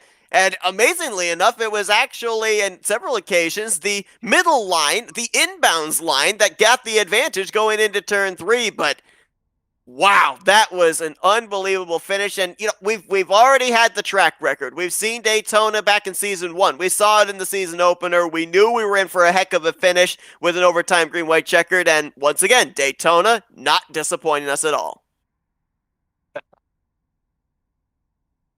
Show you the results here. You got those drivers that all finished on the lead lap. 8 of them in total, actually 7 of them in total. It looks like the 57 of Joshua Sobel did not make it back to the start-finish line. And those are the drivers right there that had the issues here tonight. Many of them, after already using their faster pair, getting involved in incidents and not being able to finish inside of the top 10. The biggest loser was Jeff Green, 11 spots lost after starting from the pole position. Well, you wanted to do those interviews, Matt. What do you say we see if we can talk with some of our podium finishers here tonight? Let's kick things off with third place running Gerald Campbell. Hey, Gerald, it's Matt and Seth up here in the FRM booth. You got us? How's it going? Man, whenever we talk to you, you tell us you got 2 plans. Win the race or make it exciting. I'll tell you what, you definitely checked that second box. We had a blast up here watching you guys test every limits of this track on that final green-white checkered, but how nerve-wracking was it from a driver's point of view? I think I won the drifting event of the competition. I mean, it was fun. It was fun. It just a handful. These cars are a handful whenever you get them up to 214 miles per hour into the turns. But sad. I wanted to win that one. I really wanted to win that one. If I didn't show my cards early, I think the bottom was obviously the play, but he had too much focus on me, and then it left that bottom wide open for Hank to tank. So good win to Hank. He's been wanting to get one of these wins for a while, but yeah, it was man, I wish there was more faster pairs because I would have been running a little bit more crazier than I was showing. So it was just one of those things you had to wait to show all your speed because these cars got sideways half the time whenever you'd win to those turns. So a lot of fun. So I've got to ask you, was it a little bit of pride in seeing Hank take that apron line, or was it a little bit of betrayal seeing him take that apron line in the last lap? I wanted that so bad. Like I started to look down there, and I think he, the leader at the time, he knew I was going to go down that far because I had pulled that move on him earlier in the race, and I saw him, go down low, and I'm thinking, all right, my only option now is to go up above him, and Hank played it right. He waited to see how it unfolded. He went up high to try to block me or try to take a little momentum and left that bottom lane open for Hank to take. So, man, to want to be third in the last lap, I didn't think I wanted to be that far back, but that was the play. So it just worked out that way. It's interesting you were talking about, having to deal with the handling of the car here tonight. You guys had the season opener at Daytona at this very racetrack to be able to get to know what these cars were going to do as well. Is it coming into the same track, same car, maybe the same setup? Is it like dealing with an entirely different animal, or was there anything from the season opener you were able to apply to your racing style here tonight? Just learn to turn your force feedback down just so that way you can do awesome drifting moves while one-handed and chugging a beer or something like that. That's about all I learned from it. But there's not much because iRacing keeps changing these darn cars around and changing the tires and changing everything about these cars. You never really get a full handle of what these things handle from one track to the next because we go to one track and it'd be loose, and then to the next track and you're putting all the steering wheel you can because it's tight. So I mean, it's so hard because it just goes from track to track. I mean, you kind of know what to expect with the super speedways because at 214, it's gonna do something crazy. So you just expect the craziness from the car and hold on to it. That's what I feel I'm best at. It's just holding on to it and doing some crazy stuff with it. I didn't spin out, but the one time when I got turned by Cooper, but. And that was early on in the race, but other than that, I felt fairly confident in my abilities driving this car tonight. Well, you definitely did drive. You gave a heck of a drive there on that final green-white checkered. It was an exciting finish, and congratulations on your third-place run. Of course, we know as well you're one of those drivers that's still in that hunt for the championship with quite a number of races remaining. So this will be a good step forward heading into Watkins Glen next week. We're getting the opportunity now for some thank you, sponsors, and shout-outs. Not really much to thank or to shout out to anything. I guess MTV, please bring something back other than ridiculousness, please. I think I got more airtime. More people probably saw MTV on this card than they normally do in the week because it's nothing but ridiculousness. But other than that, thank you guys. You guys do an awesome job broadcasting. Just don't do the same clips and the same show for, all week long. That would get kind of boring. A lot of ridiculous, shout outs. I guess just kind of like this night. It's not really what I was wanting, but still, it is what it is. So good points tonight, though, for you, Gerald. Congratulations on a third-place finish here tonight at Daytona, and best of luck to you next week at Watkins Glen down the remainder of this season. See if you can make a charge for that championship. All right, guys. All right, how about second-place finisher here tonight? Had to drift it through the tri-oval to make it close. Came up just short of his first Cup win, Shane Tyrion. Hey, Shane, it's Matt and Seth up here in the FRN booth. You got us? I got you. Well, man, we talked about last week at Texas how you were one of those cars to beat. We thought maybe you might be en route to your first Cup win there. Came up just short in that one. Here today, 57 one-thousandths of a second between you and that first Cup victory. How much does that one sting, or is it at least a good performance for you after the hardships that car had to deal with? Because we didn't even know what number you were for a while. The damage on the roof, we couldn't really see what number you were. Yeah, this one definitely stings. It's back-to-back weeks where I've lost by that much, or I was closer at Texas. But man, I forgot that you could go below the yellow line, so I didn't go down there on the back straightaway. I just once you went there, I was like, oh yeah, that's a thing. Totally forgot. And yeah, if I would have just known or remembered that, I would have blocked it and then probably would have won. But I I don't know. This is a wild race. These cars are so fun. Oh, Shane, I know you've been telling me wow, English. Wow. I know you've been telling me you've been getting better at road courses. I don't think you're going to show up for Watkins Glen next week, but I mean, you think you can go 3 second-place finishes next week, or is it actually going to be a win? I don't even know how to drive these cars at a short track yet, so I don't even know what I'm going to do at a road course. But I mean, we'll see. I mean, I'm probably going to give it a go. I mean, we'll give it a shot, but I doubt it. I don't know. Well, here's how it works, Shane. If you run Watkins Glen next week, finish second. Kyle Larson's statistics have proven 3 second-place finishes lead to a win the following week. So you got Michigan locked up. Man, what a benchmark! Road course. That's what Larson did, right? He got his second place at a road course. So maybe I think it was, yeah. Larson. Maybe. I just got started on the pole though. At the So fourth race. I got to ask this because I seem to ask this every time we're at a super speedway, but we talk an awful lot about it during the broadcast. It's very prevalent, the fact that you guys have that faster pair to fall back on, but we saw you not really use the faster pair until really late in the race, despite having damage in the first half. When do you make the call to do that faster pair? I mean, is there strategy that comes into play, or is it you look at the number of laps remaining and decide now's the time to use it? Because, I mean, even to Hank Simula, who won this race, he didn't even use his faster pair until just before that green-white checker.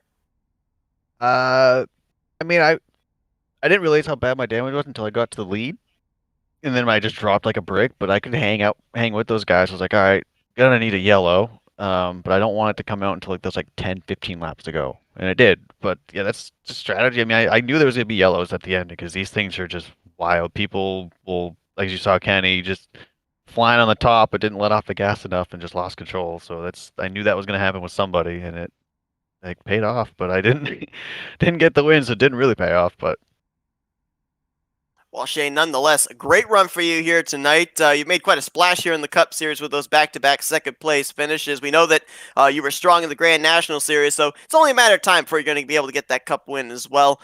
Congratulations on your runner-up finish here tonight. Thank you for putting a heck of a show on there, coming to the start-finish line as well. We're going to now give you the opportunity for some thank you, sponsors, and shout-outs. yeah, I mean, I'm going to thank these guys for letting me in. This has been fun. I did not expect to even be competitive in these cars, let alone on a controller in these cars.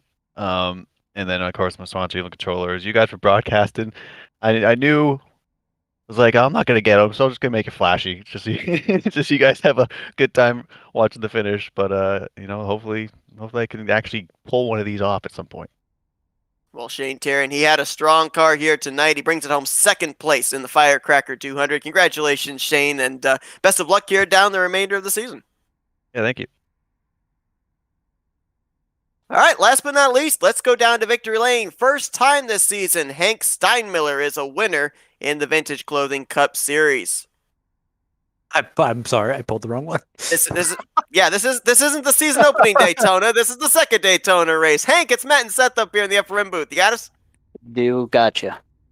Man, consistency is definitely rewarded. And, watching you this season, it was always the question of when. You knew the 63 was going to find victory lane eventually. You get it done here tonight. How much of a weight is this off your shoulders? And how much confidence does this give you down the rest of the schedule? Because coming to tonight, you still are in the hunt for that championship.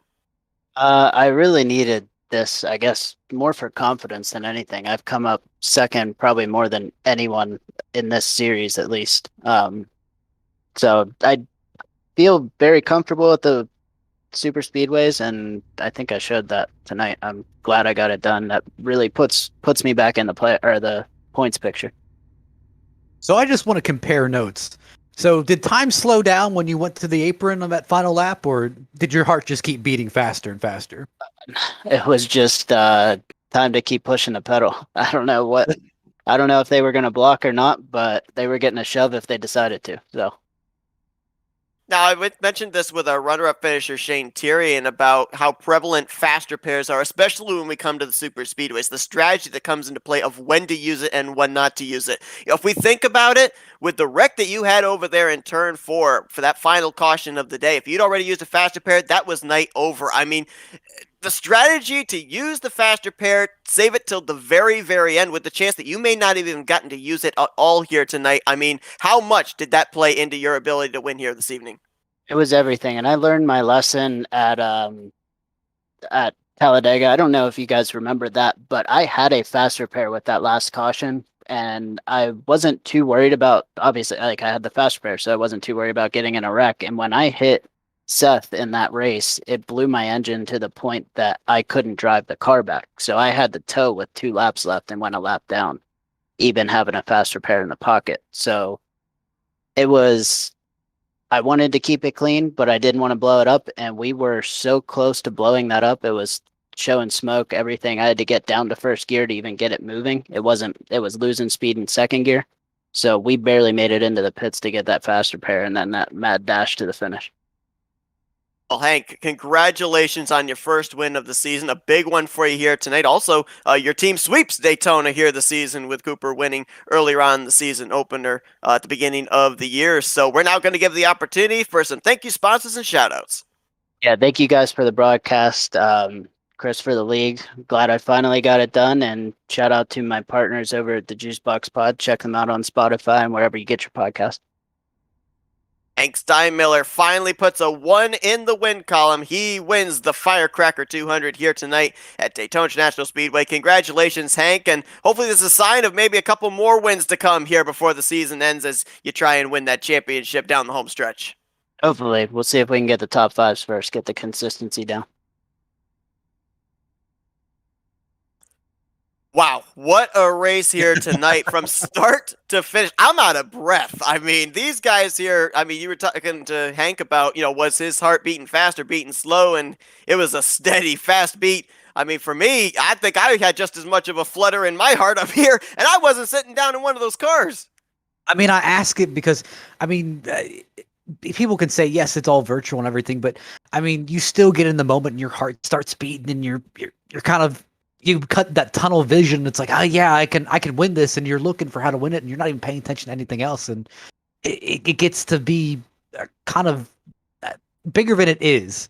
But hey, every win matters so much. Obviously, we know that the super speedways always play their part into the championship, no matter where they're placed on the schedule. And I want to just highlight a couple of the finishing positions of drivers here tonight. Morse Jr., who came in second in the points. He managed to cross the start-finish line, but last car in the lead lap in 7th. Hank Steinmiller, 5th in points, wins the race. Cooper Johnson, 3rd in points. He's going to finish in 4th place. Those guys were relatively close to each other in the points from 2nd on down through 5th coming into tonight. All of them 150 plus points behind John Whitendorf. But Whitendorf didn't take the green flag here tonight. It's going to be a very close points battle at Watkins Glen. It may even be closer when we do the next broadcast in Michigan in a couple of weeks. Absolutely, and you got to think Watkins Glen. Obviously, that's kind of a strategy race, and people are going to be crossing their fingers, saying, "Oh man, I hope he doesn't show up. I hope he doesn't show up," just so they have a chance. But again, Michigan's the next great equalizer. Yeah, John Whitendorf, the defending winner of Watkins Glen last season, which was the only road course they ran, and he is the former winner this season at the first road course they took to at Sonoma. So if he does show up, watch out. He might be looking to extend the points lead again, gain back the points he may have lost here tonight with not taking the green flag at Daytona. But Hank Steinmiller continues to celebrate in victory lane, his first win on the season, and it is a big one. Puts him right back up there into the forefront for the championship battle with still a good hunk of season left to go. Next week, they're going to be at the Watkins Glen International Raceway. Our next coverage is going to be coming to you June 15th when they take to the 2-mile superspeedway of Michigan International Raceway for the MDYS 150. Looking forward to that one. Matt's been a great one here tonight at the Daytona International Speedway. Appreciate you joining me for every heart-stopping moment. Oh, it's always a blast. Thanks to everyone that joined our coverage here tonight. Hope you guys enjoyed it as well. We will see you guys in 2 weeks' time at Michigan. For Matthew Rodriguez, I'm Seth Cole. We'll see you guys next time as you've been watching another broadcast courtesy of the Flatout Racing Network.